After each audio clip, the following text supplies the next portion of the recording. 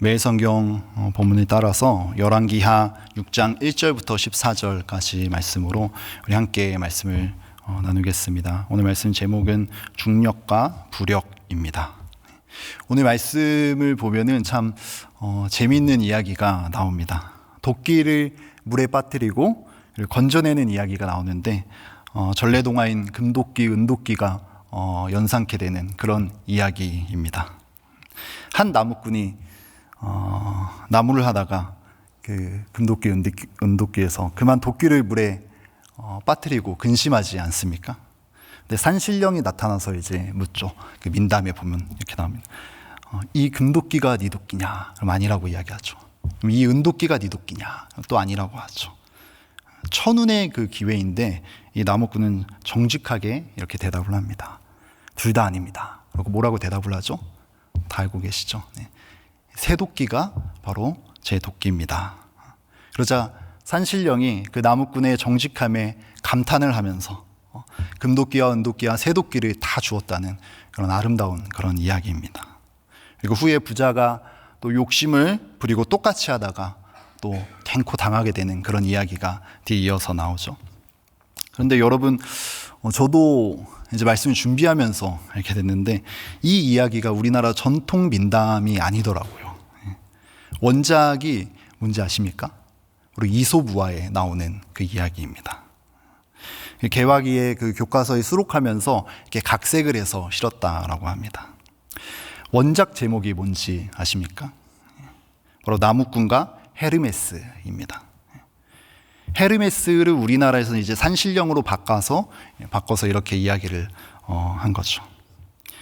여러분, 이 이야기의 작가가 바로 이솝이죠. 바로 고대 그리스의 그 작가입니다. 아이소포스인데 이제 영어로 이솝이라고 우리가 부르는 거죠. 이 아이소포스가 이 이야기를 썼던 그 연대가 바로 이 열왕기서가 기록된 시기로부터 100년 정도밖에 차이가 나지 않습니다. 바로 그 전입니다. 그리고 지역적으로도 이 고대 근동 그리고 메소포타미아의 이 수메르 문화로부터 이 이솝우화가 굉장히 많이 또 영향을 받았다고 볼 수 있는데, 그리고 이 이야기는 일반적으로 그 당시에는 구전으로 이렇게 전해졌었습니다. 그래서 그 당시에 고대 근동, 이 이스라엘까지 이 이야기가 어느 정도 공유되었을 것이라고 추론을 할 수가 있습니다. 그럼 차이는 뭘까요? 이 나무꾼과 헤르메스 이 이야기, 또 우리가 알고 있는 금도끼와 은도끼 그 이야기와 성경에 나와 있는 이 이야기, 그 차이는 무엇일까요? 바로 메시지가 전혀 다르다는 것이죠. 이 나무꾼과 헤르메스가 주는 교훈이 무엇이죠? 명확합니다. 우리도 잘 알고 있죠. 바로 정직하게 살라는 거죠. 정직하게 살면은 보상이 있지만 욕심을 부리고 살면은 벌을 받는다. 바로 그 이야기입니다. 물론 이런 메시지도 성경에는 있기는 합니다. 하나님께서 정직하고 겸손한 자에게 상을 주시고 그리고 악한 자에게 벌을 주신다는 그 메시지 당연히 있죠. 근데 성경은 그 이야기로만 결코 끝나지 않습니다. 성경은 은혜로 그것을 건져준 자에 대해서 이야기를 하고 있습니다. 정직하게 살아야 된다. 그래야지 상을 받는다. 바로 그 이야기가 아니라 울부짖고 있는 자, 이 가난한 자에게 한 분이 찾아오셔서 그 곤란을 해결해 주셨다. 바로 구해줬다. 왜죠? 그로 하여금 그 도끼로 하나님의 일을 하기 위해서 그분이 찾아오셨다라는 이야기입니다. 메시지가 전혀 다른 것이죠. 아니, 그것을 뛰어넘는 예상치 못한 그런 메시지와 이야기로 성경은 전개가 됩니다. 이렇듯이 당대의 그런 이야기들 있죠. 그런 이야기들과 성경의 이야기와는 이런 구도의 이야기들이 생각보다 많이 있습니다. 이집트의 그 태양신과 뱀의 싸움이 있듯이 성경에도 하나님과 뱀이 대립하지 않습니까? 창세기 3장 16절에. 하지만 동등한 위치에서 싸우는 것이 아니죠. 성경에는 어떻게 나와 있죠? 뱀의 머리를 박살냈다는 그 파격적인 선언을 성경에서는 하고 있습니다. 성경이 당대의 문헌들과 같은 문화권 안에 있기 때문에 이러한 이야기들이 또 있기도 하지만, 하지만 메시지의 궤는 전혀 다른 것입니다.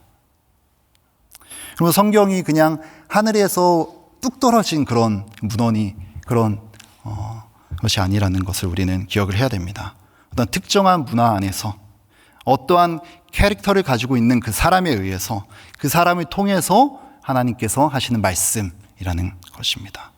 어떤 교리집이 아닌 거죠. 어떤 규범집이 아닙니다. 열왕기서와 역대기가 다르지 않습니까?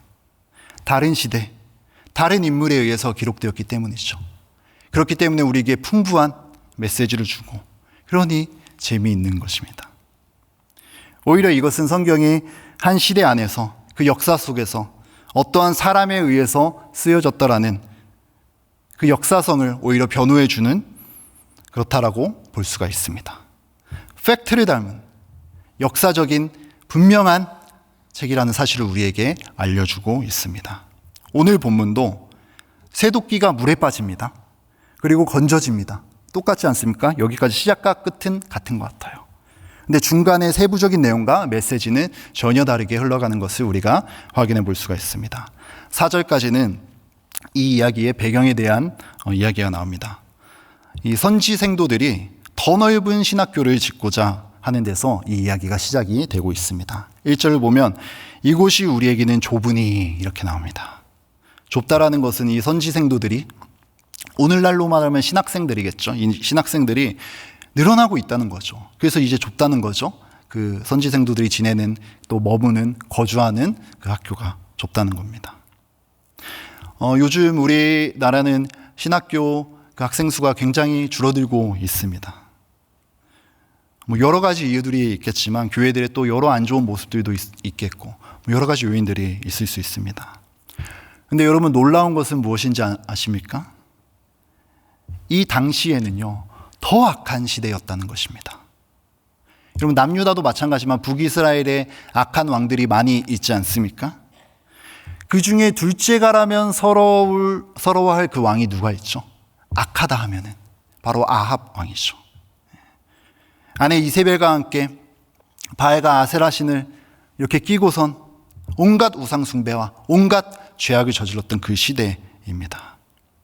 물론 정치적인 관점에서는 이 북이스라엘이 오히려 안정기였던 그런 시대였지만 하나님의 판단은 전혀 다르죠. 성경에 나와 있듯이 가장 악한 왕이었다라고 우리가 볼 수 있습니다.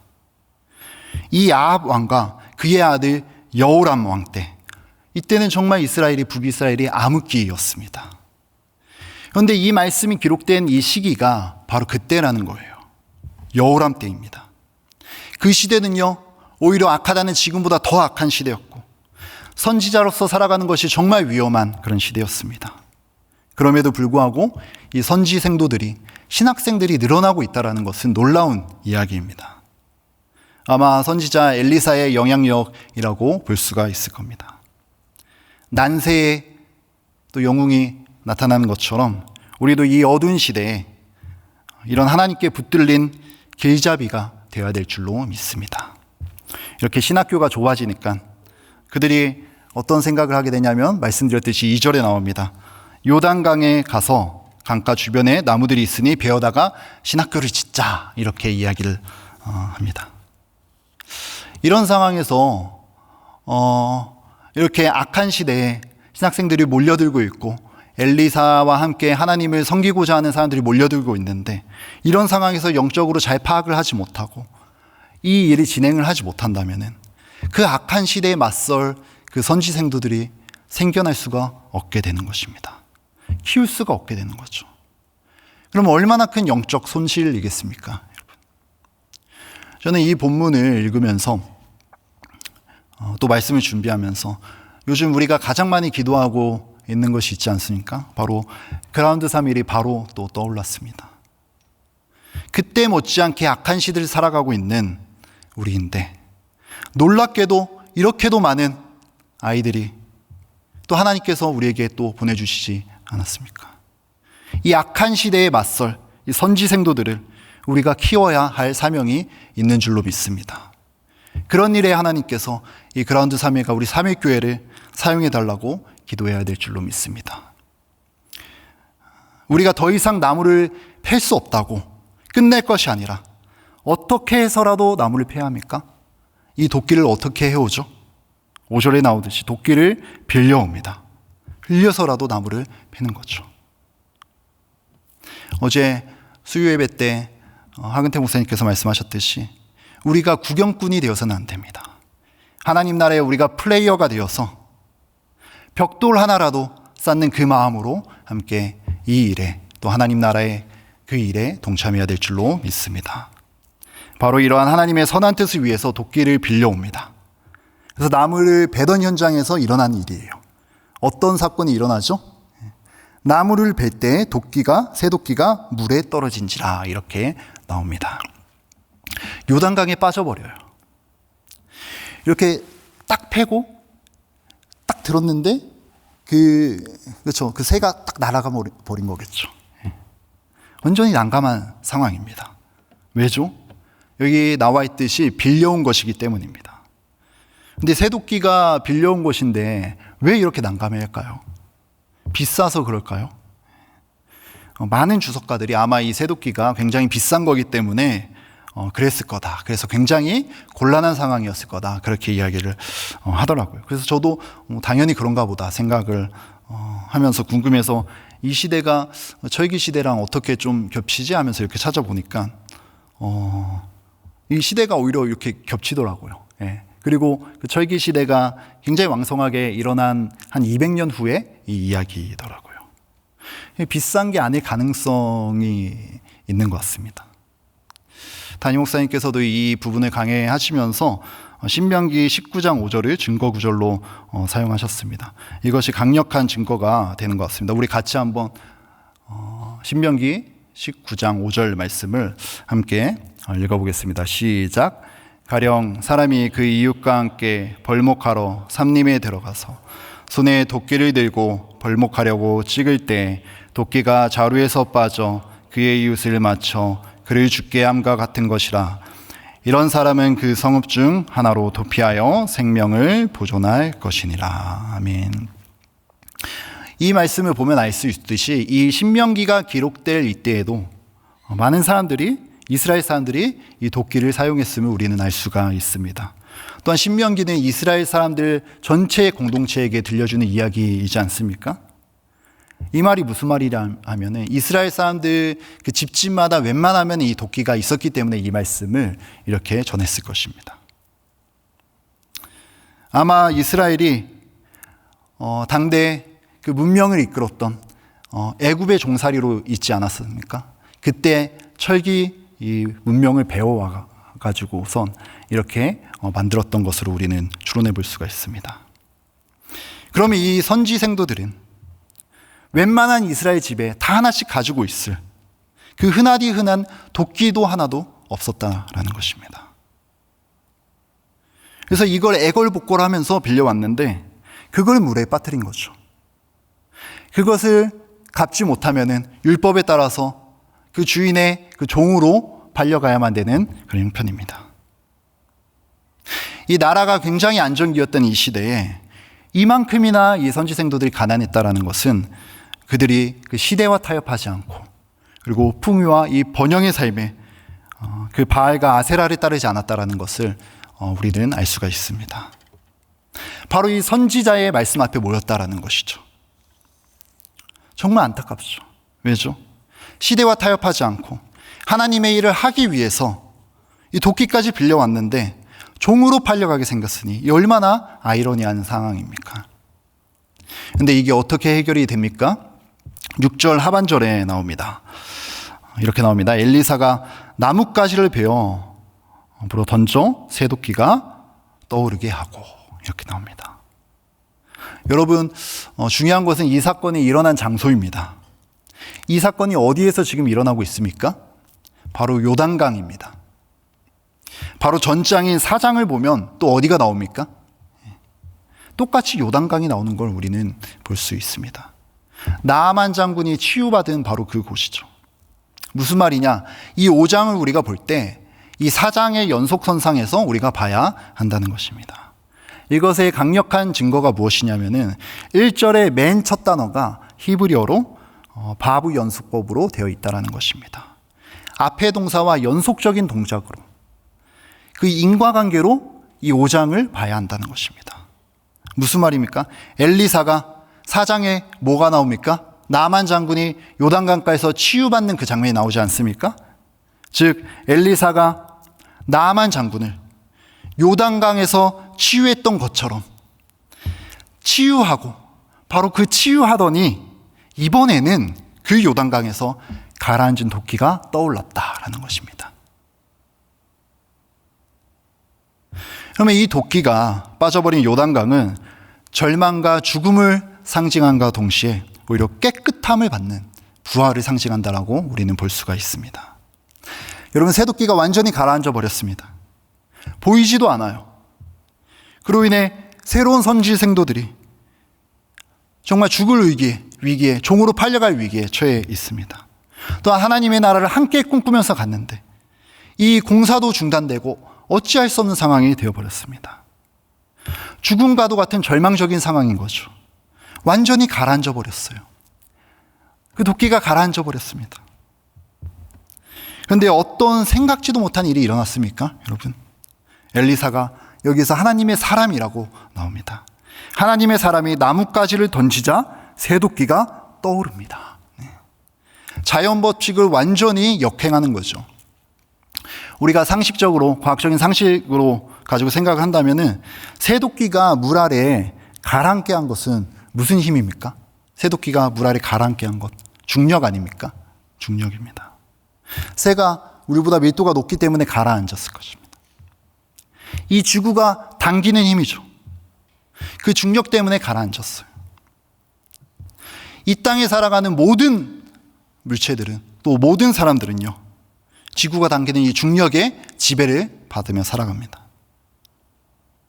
여러분, 이렇게 보이지 않는 중력에 이 도끼가 가라앉았듯이 이 세상에서 우리를 가라앉게 하는 힘이 바로 이 중력이라는 것이에요. 그것이 무엇이죠? 이 도끼를 가라앉게 한 그것, 또한 우리를 끌어당기는, 이 세상으로 끌어당기는 그것, 무엇이라고 할 수 있습니까? 바로 죄의 중력이라고 할 수가 있습니다. 인간이 타락했다라고 하는 것은 바로 이 죄의 중력, 죄의 권세, 이 죄의 지배 아래에 있다라는 것이에요. 이 죄의 권세는요, 이 죄의 중력은요, 우리가 하나님의 뜻대로 살아가려고 하는 것을 막습니다. 세상으로 계속해서 잡아당기는 거죠. 무겁게 잡아당깁니다. 그 힘인 거예요. 여러분, 이 선지생도가 도끼까지 빌려왔습니다. 그래서 하나님의 일을 하려고 하는 것인데 왜 이런 일이 일어났습니까? 그게 바로 그 까닭인 것입니다. 죄의 권세가 여전히 있기 때문이에요.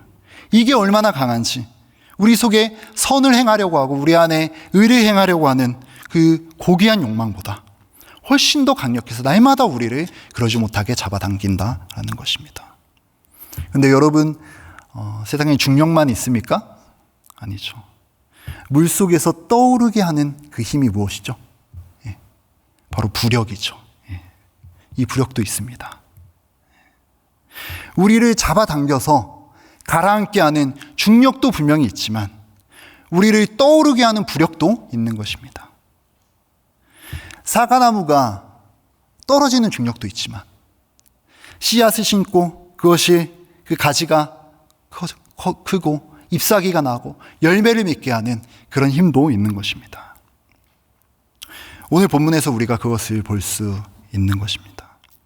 새도끼를 가라앉게 하는 중력만 있는 것이 아니라 그것을 끌어올리는 부력도 있다라는 것이에요. 그 힘이 뭘까요? 바로 은혜인 것입니다. 은총인 것이죠. 절망과 죽음의 강바닥 안에 가라앉은 이 새도끼를 건져 올린 힘이 무엇입니까? 그 과학적인 상식을 뒤엎는 그 일이 무엇입니까? 그게 바로 은혜라는 것입니다. 앞의 장에서 우리가 이어서 보자면 나만 장군이 요단강 물에 7번 목욕을 하자 그의 몸에 있는 죽음을 상징하는 나병이 났습니다. 그리고 이어지는 오늘 본문에서 이어서 봐야 된다고 말씀드렸죠. 요단강에 빠졌던 그 새도끼가 떠오르는 기적이 일어나지 않습니까? 여러분, 예수님께서 마찬가지로 이 요단강에서 공생애를 시작하실 때 요단강에서 세례를 받으십니다. 우리의 모든 죄를 짊어지시고 강가에 잠기십니다. 죽음을 상징하는 것이죠. 그리고 그 강에서 일으킴을 드시죠. 죽음에서 부활하신 것입니다. 엘리사에 의해서 던져진 그 나뭇가지가 가라앉고 새도끼가 떠오른 것입니다. 여러분, 우리가 살아가는 이 세상이 얼마나 우리를 지배합니까? 우리로 하여금 세상의 그 욕망과 그 세상의 저급한 가치를 따르게 만듭니까? 그 힘이 얼마나 셉니까? 끊임없이 우리에게 이것을 잡아당기는 것이죠. 그 잡아당겨지면 당겨질수록 우리가 죽음에 잠식되어 가는 것입니다. 그런데 그 힘만 있는 것이 아니죠. 어떤 힘도 있죠. 물에서 떠오르게 하는 부력도 있습니다. 세상의 모든 사람들이 한 열차를 타고서 다 잠식되어 가지만 그리스도 안에 있는 자들은 주님과 함께 그 중력을 뚫고 떠오를 수 있다는 것입니다. 여러분, 이 중력과 부력은요, 사실 권세들 간의 싸움입니다. 우리의 결정과 우리의 의지도 중요하겠지만 그보다는 먼저 이게 힘력이지 않습니까? 권세들 사이의 싸움입니다.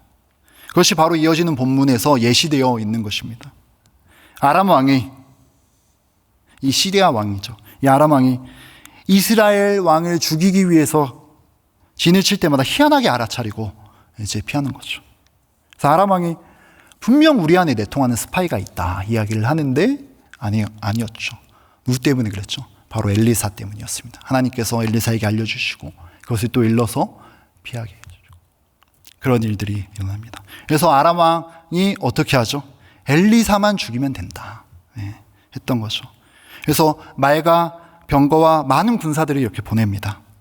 근데 그것을 보고 두려워하는 그 사환에게 엘리사가 말하죠. 두려워 말라. 우리와 함께하는 불말과 불병거가 그들과 함께한 것보다 많으니라. 이렇게 이야기를 합니다.